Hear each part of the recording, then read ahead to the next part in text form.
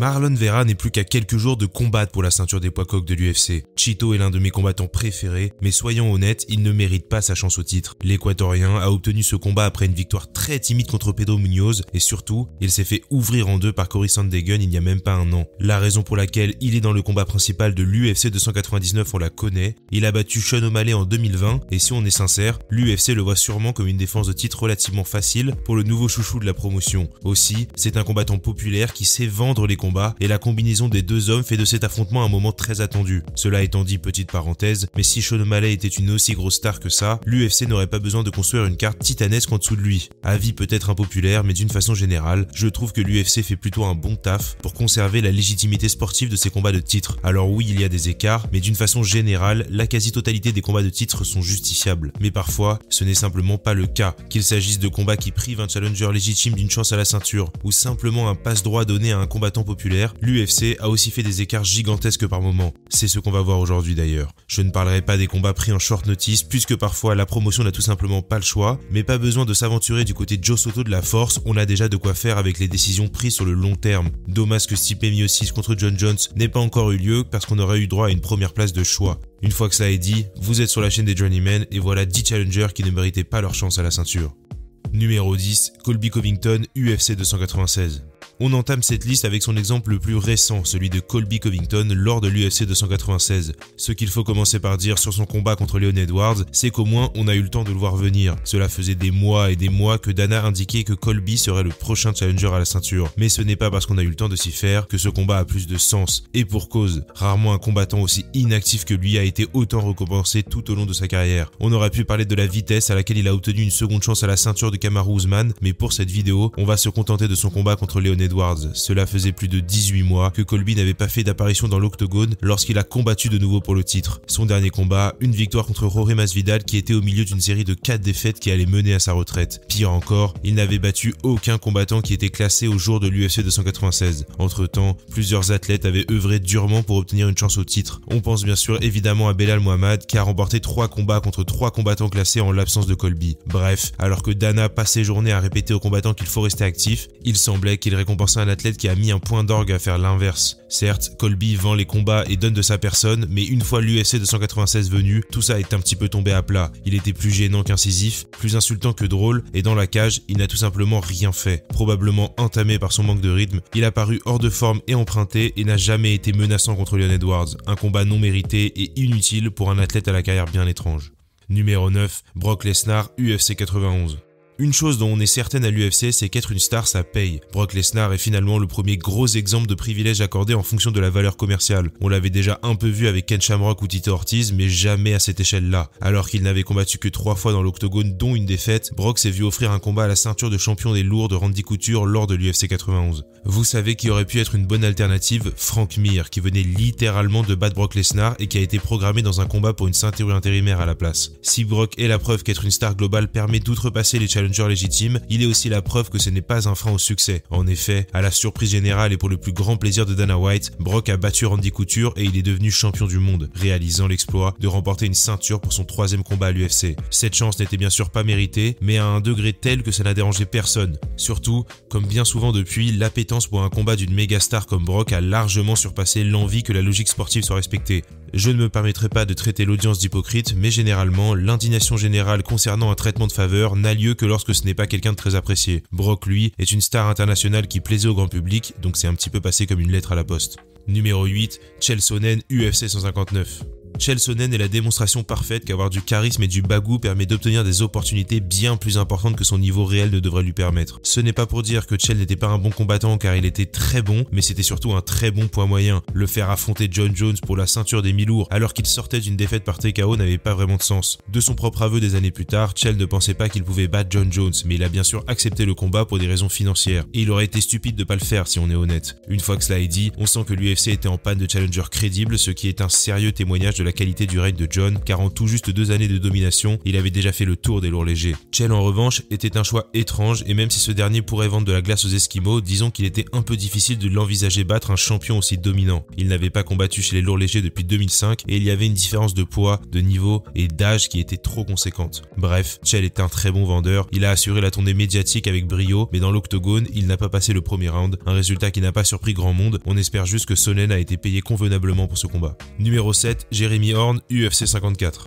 Jeremy Horn est notre premier exemple du fameux « j'ai battu le champion actuel dans une vie antérieure ». Lors du 3e combat professionnel de Chuck Liddell, il s'est effectivement fait soumettre par Horn, mais c'était lors de l'UFC 19 en 1999. C'est donc un peu étrange que cette simple victoire ait permis à Jeremy d'obtenir une chance au titre en 2005, soit plus de 6 ans après. Horn a un palmarès très particulier, il a combattu près de 120 fois et pour rester poli et mesuré, on dira qu'il n'a pas toujours combattu des adversaires de très haut niveau. Si on est honnête et brutal, on dira qu'il s'est fait pour spécialité d'affronter des inconnus dans des soirées anonymes pour gonfler son palmarès artificiellement. Attention, il y a tout de même de beaux noms à son palmarès, dont Chael Sonnen et Forrest Griffin d'ailleurs, mais disons qu'il ne les a pas exactement affrontés au meilleur de leur carrière. Pour le dire un peu légèrement, Jeremy est un petit peu un escroc, et même si je vous recommanderais toujours d'être honnête, un peu d'escroquerie pourrait bien vous amener jusqu'à la ceinture de l'UFC. Donc finalement, je ne sais pas trop vraiment où donner de la tête. Je ne sais pas du tout pourquoi l'UFC a appelé Horn pour affronter Chuck, c'était la première défense de titre du Iceman, il y avait bien d'autres options possibles, mais c'est dans cette étrange direction qu'est allé l'UFC. Évidemment, Chuck n'était plus le même qu'en 1999, et il a assez largement battu Jeremy pour conserver son titre, et après quelques combats dans la promotion, ce dernier est retourné se battre dans des gymnases contre des adversaires qu'on ne connaît ni de visage, ni de nom.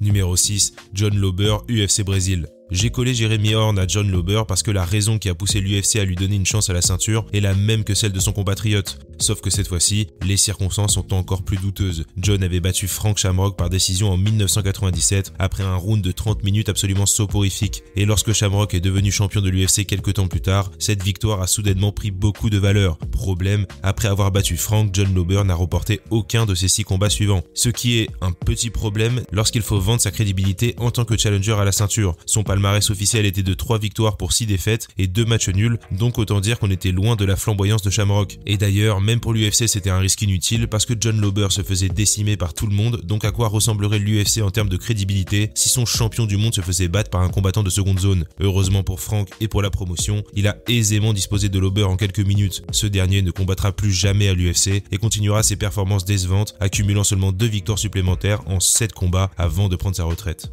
Numéro 5, André Pedernera, UFC 21. Je comprends tout à fait que les choses étaient différentes au début du MMA. Les combattants n'étaient pas toujours bien rodés, on manquait d'athlètes expérimentés et globalement, il manquait d'un certain degré de professionnalisme. Mais une fois que tout cela est dit, comment est-ce qu'en 1999, André Pedernera a-t-il pu se retrouver dans un combat pour une ceinture de champion du monde? Pour un peu plus de contexte, le Brésilien n'avait combattu qu'une seule fois professionnellement, lorsqu'il a été programmé contre le très expérimenté Pat Miletich. Ce dernier avait plus de 25 combats à son actif, il était non seulement bien rodé mais surtout exceptionnellement fort pour l'époque. Bref, j'ai fait pas mal de recherches et à ce jour je n'ai toujours pas trouvé une explication satisfaisante qui justifie ce choix. D'ailleurs, André n'a gagné qu'un seul combat tout au long de sa carrière et c'était le premier. Évidemment, il finira par être un coach exceptionnel, travaillant notamment aux côtés de José Aldo, BJ Penn, Renan Barão ou encore Junior Dos Santos, mais pour ce qui est de son apparition à l'UFC 21, c'est tout simplement curieux.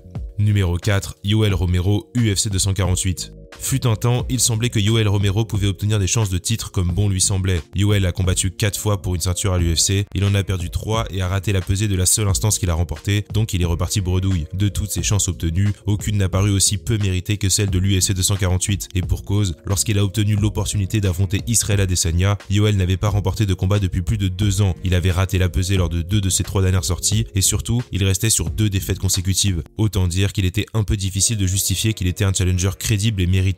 Surtout, Israel sortait de sa meilleure performance à date contre Robert Whittaker et il n'avait défendu la ceinture qu'une seule fois. L'UFC ne manquait pas d'options contrairement à ce qui est dit parfois. À ce propos, il est souvent dit que Jared Cannonier était blessé, mais sa blessure est intervenue bien après l'annonce du combat principal de l'UFC 248. Bref, l'UFC tenait à ce que Yoel Romero soit dans ce combat pour une raison exclusivement commerciale, mais il était loin de mériter sa place. Il avait littéralement perdu contre la moitié du top 5 de l'époque et il ne détenait aucune victoire sur un combattant classé. Surtout, il s'est avéré que le combat principal de l'UFC 248 a été l'un des plus soporifiques de l'histoire du MMA, donc autant dire que tout ça a vite semblé bien inutile.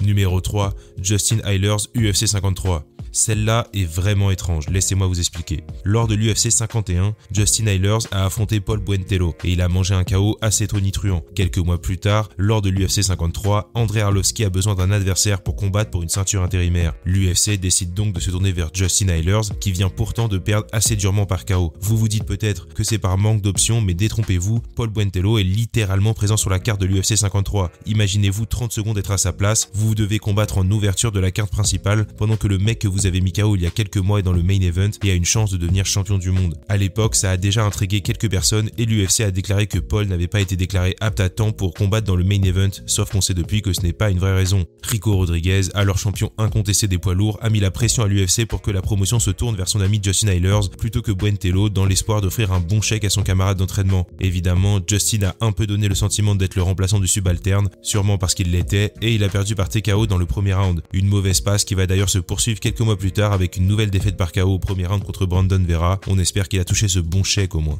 Numéro 2, Dan Anderson, UFC 204. Je ne crois pas qu'un combat de titre ait semblé aussi peu légitime que le main event de l'UFC 204. Ce n'est d'ailleurs pas uniquement la faute du challenger pour le coup. Pour beaucoup de personnes, Michael Bisping avait été un peu chanceux de battre Luke Rockhold et l'anglais évitait pas mal de challengers. En plus de ne pas donner sa revanche à Luke, il faisait tourner Yoel Romero en bourrique, Chris Weidman attendait aussi une chance à la ceinture, mais de tous les combattants, la promotion s'est tournée vers Dan Anderson. Aussi grande légende du sport soit-il, Dan n'était classé que 13e de la catégorie et il était sur un déclin clair. On était bien loin du endo compétitif des heures du Pride et du Strikeforce, mais bien sur une version de lui lente et vieillissante. Évidemment, il a été choisi par nostalgie car il avait mis KO Bisping de façon spectaculaire lors de l'UFC 100, mais parfois, la nostalgie ne suffit pas à vendre un combat. Sincèrement, le main event de l'UFC 204 donnait l'impression qu'il méritait à peine d'être le combat principal d'un Fight Night. J'exagère un petit peu certes, mais pas tant que ça au final. Michael Bisping est l'un des champions au niveau général le plus faible du MMA moderne, mais il méritait sa victoire contre Luke Rockhold, et surtout, il méritait d'avoir droit à un grand moment devant son public. En battant Dan Anderson, il a eu ce grand moment devant les fans, et même si ce combat n'aurait probablement dû jamais avoir lieu, il était impossible d'en vouloir à l'UFC pour le coup. Numéro 1, Holly Holm, UFC 208. Ça aurait pu être Holly Holm à l'UFC 208, Holly Holm à l'UFC 219 ou même Holly Holm à l'UFC 239. Bref, jamais dans l'histoire de l'UFC, un combattant n'a eu autant de chance à la ceinture non méritée qu'Holly Holm. Et pour être honnête, je comprends un petit peu la logique de l'UFC. Il y a peu de combattantes très populaires et lorsque Holly Holm a battu Ronda Rousey, elle a récupéré une portion de la hype de Rowdy. Certes, on était loin d'être au même niveau que Ronda, mais même une fraction de sa popularité suffisait à faire d'Holm l'une des combattantes les plus populaires du monde. Mais une fois que cela est dit, l'UFC a vraiment essayé de mettre Holm à toutes les sauces, et jamais cela n'a été aussi vrai que lors de l'UFC 208. Son combat contre Germaine de Randamie a servi à déterminer la première championne des poids plumes de l'histoire de l'UFC. De base, la catégorie a été créée pour Chris Cyborg, mais cette dernière ne pouvait pas combattre, donc un affrontement entre Germaine de Randamie et Holly Holm a été mis en place. Le problème, c'est que Holm restait sur 2 défaites, dont une destruction des mains de Valentina Shevchenko. Comprenez bien, Valentina Shevchenko, une poids mouche naturelle qui concourait chez les poids coqs, a remporté la totalité des 5 rounds contre Holly Holm qui allait monter chez les poids plumes. Autant dire que niveau crédibilité, on repassera. Je vous passe les détails parce que j'en ai déjà parlé dans plusieurs vidéos, mais ce combat est une calamité sans nom et n'a pas servi à faire passer la pilule de son manque de sens sportif. Voilà pour la vidéo, merci d'avoir suivi jusque là, n'hésitez pas à donner votre avis en commentaire, à liker et à vous abonner. Vu que je sais que ça va venir, oui, Conor McGregor n'aurait probablement pas dû affronter Khabib directement si la logique sportive était respectée, mais non, ce n'est pas autant immérité que ces 10 personnes-là, parce que lui, pour le coup, il n'avait jamais perdu sa ceinture. Ce n'était pas mérité, mais pas à ce point-là. Voilà, je le dis parce que je l'anticipe, je suis pas bête. En tout cas, portez-vous bien tout le monde et on se reparle très vite, salut.